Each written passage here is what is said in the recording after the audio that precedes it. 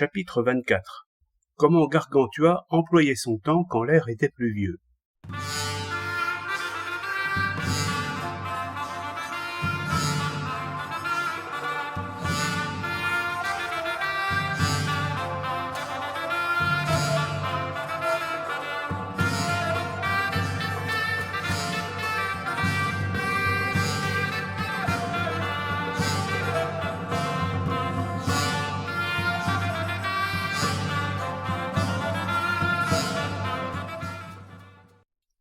S'il arrivait que le ciel fût pluvieux, et qu'il y eût des intempéries, tout le temps d'avant déjeuner était employé comme à l'accoutumée, à ceci près qu'il faisait allumer un beau et clair feu pour combattre l'humidité de l'air. Mais après le repas, au lieu de se livrer aux exercices habituels, il restait à la maison et, en guise de régime reconstituant, se dépensait en bottelant du foin, en fondant et en sciant du bois, en battant des gerbes dans la grange. Puis, ils étudiaient les arts de peinture et de sculpture, ou remettaient en pratique l'ancien jeu des osselets dont a traité Léonicus et auquel joue notre bon ami Lascaris.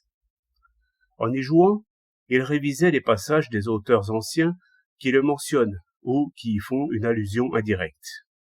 Ils allaient aussi voir comment on étirait les métaux ou comment on fondait les pièces d'artillerie, ou ils allaient voir les lapidaires, les orfèvres et les tailleurs de pierres précieuses, ou les alchimistes et les monnayeurs, ou les hôtelissiers, les tisserands, les veloutiers, les horlogers, les miroitiers, les imprimeurs, les facteurs d'orgue, les teinturiers et autres artisans de ce genre. Partout, tout en payant à boire, ils s'instruisaient en considérant l'ingéniosité créatrice des métiers.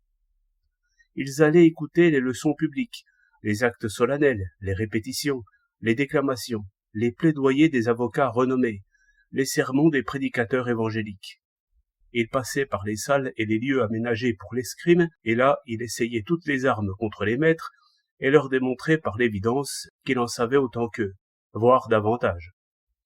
Au lieu d'herboriser, il visitait les boutiques des droguistes, des herboristes et des apothicaires. Ils observaient soigneusement les fruits, les racines, les feuilles, les gommes, les graines, les onguents exotiques, et en même temps la façon dont on les transformait. Il allait voir les bateleurs, les jongleurs, les charlatans, observait leurs gestes, leurs ruses, leurs gesticulations, écoutait leurs belles phrases, s'attachant plus particulièrement à ceux de Chauny en Picardie, car ils sont naturellement grands bavards et beaux marchands de balivernes en matière d'attrape-nigaud. Rentrés pour souper, ils mangeaient plus sobrement que les autres jours, et prenaient une nourriture plus desséchante et plus amaigrissante, pour que l'humidité inhabituelle de l'air, communiquée au corps par une véritable affinité élémentaire, fut corrigée par ce moyen, et pour qu'aucune indisposition ne les affectât, faute de s'être exercés comme ils en avaient l'habitude. C'est ainsi que fut dirigé Gargantua, et il continuait à suivre chaque jour ce programme. De l'application continue d'une telle méthode, il tirait profit, vous vous en doutez bien, comme peut le faire, en fonction de son âge, un homme jeune et sensé. Cette méthode, bien qu'elle puisse sembler difficile à suivre au commencement, fut à la longue si douce, si légère et délectable, qu'elle se rapprochait plus d'un passe-temps de roi que du travail d'un écolier. Cependant, Ponocrates, pour le reposer de cette violente tension des esprits, choisissait une fois par mois un jour bien clair et serein où il quittait la ville au matin pour aller à Gentilly, à Boulogne, à Montrouge, au pont de Charenton, à Vanves ou à Saint-Cloud.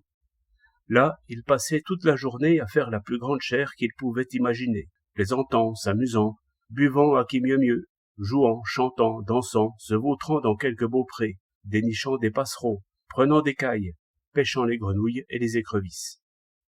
Mais bien qu'une telle journée se fût passée sans livre ni lecture, elle ne s'était pas écoulée sans profit, car, dans le Beaupré, il récitait par cœur quelques jolis vers des Géorgiques de Virgile, d'Hésiode, du rustique de Policien, composait quelques plaisantes épigrammes en latin, puis les transposait en langue française, en rondeaux et en ballades. Tout en se restaurant, il séparait l'eau du vin coupé, comme l'enseigne Caton de l'agriculture et Pline, à l'aide d'un gobelet de lierre. Il diluait le vin dans un plein bassin d'eau, puis l'en retirait avec un entonnoir. Il faisait passer l'eau d'un verre dans un autre. Il construisait divers petits automates, c'est-à-dire des appareils se déplaçant d'eux-mêmes.